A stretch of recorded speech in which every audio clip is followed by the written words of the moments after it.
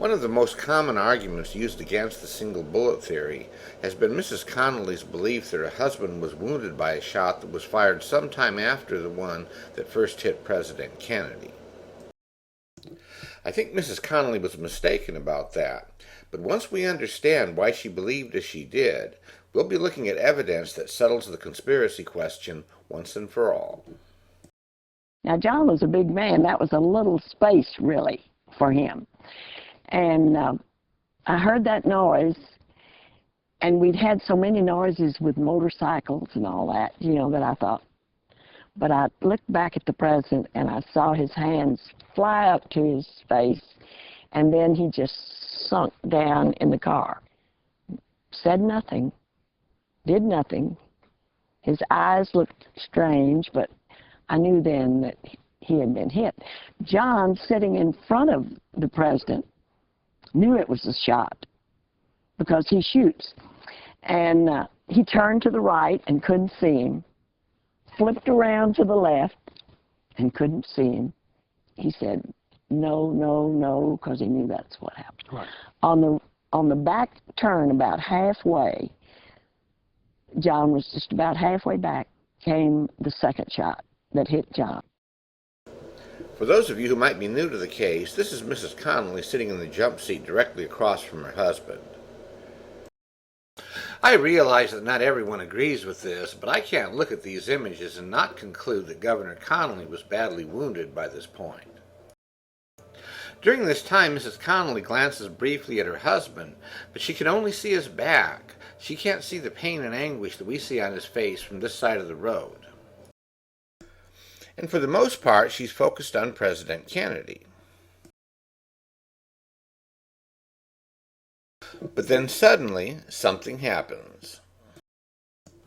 Mrs. Connally, who up to this point had been mostly focused on the president, turns sharply back to her left and begins to pull her wounded husband back toward her. She would later testify that she never again looked back at President Kennedy after her husband was hit. Of course, this is when she heard the shot that she mistakenly believed hit Governor Connally.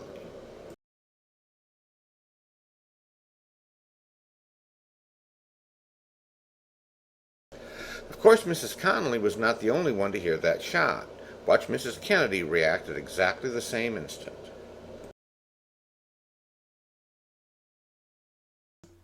At the same time Mrs. Connally was focused on the president, Mrs. Kennedy's attention was drawn to Governor Connally, who had begun to shout. But suddenly she spins back to her right and toward President Kennedy, thinking that he was receiving a bullet. So like Mrs. Connally, Mrs. Kennedy thought her own husband was hit by that same shot. At the same instant that Mrs. Connally and Mrs. Kennedy thought their spouses were being wounded, both of the Secret Service agents in the front seat were clearly reacting to that same gunshot. Of all the reactions by the non-victims in the limousine, Roy Kellerman's are probably the most definitive. Look closely. Notice that at the same time Kellerman drops his head, he raises his left hand to shield his ear.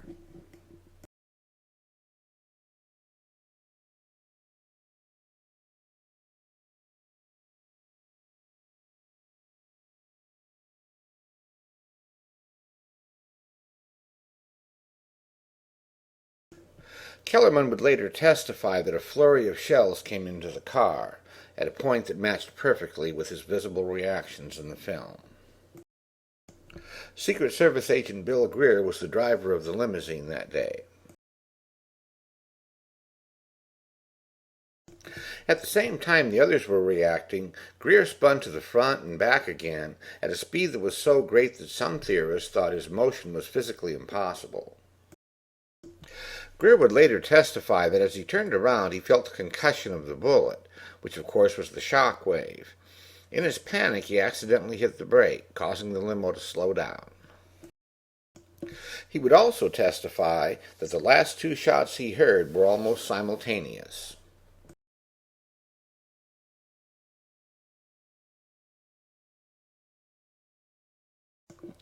But the limo passengers were not the only ones to be startled by that gunshot.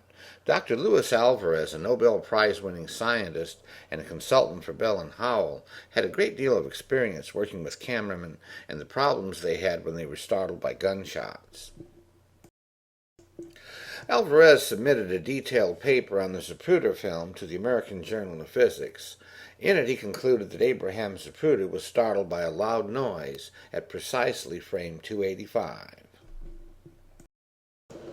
But as a staunch Warren Commission defender, Alvarez was uncertain about the cause of that noise and speculated that it might even have been a siren going off.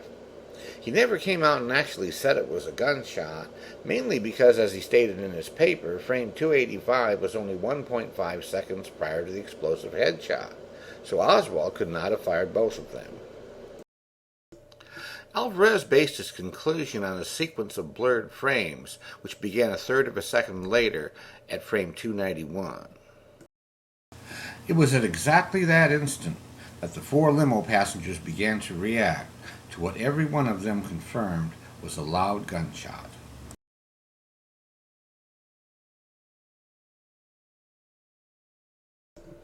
Charles Brem never heard the first shots that were fired that day and was still applauding as the limousine approached him at frame 285.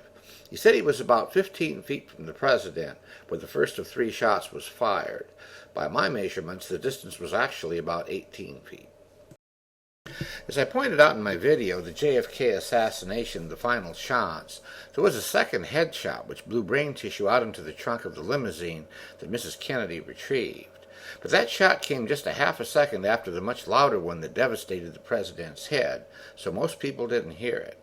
But Brem and the people standing next to him were right across the road from the shooter, so obviously they did. Jean Hill, standing to Brem's left, reported a series of shots beginning as the limo was almost abreast of her position.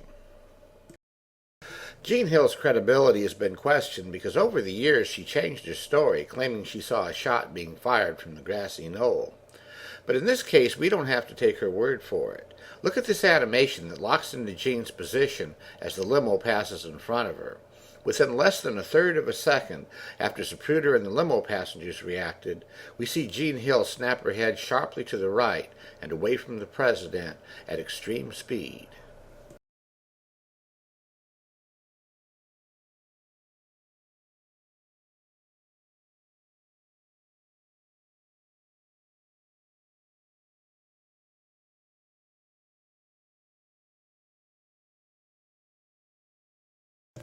At the same time, Mary Mormon reported hearing 3 or 4 very closely spaced shots.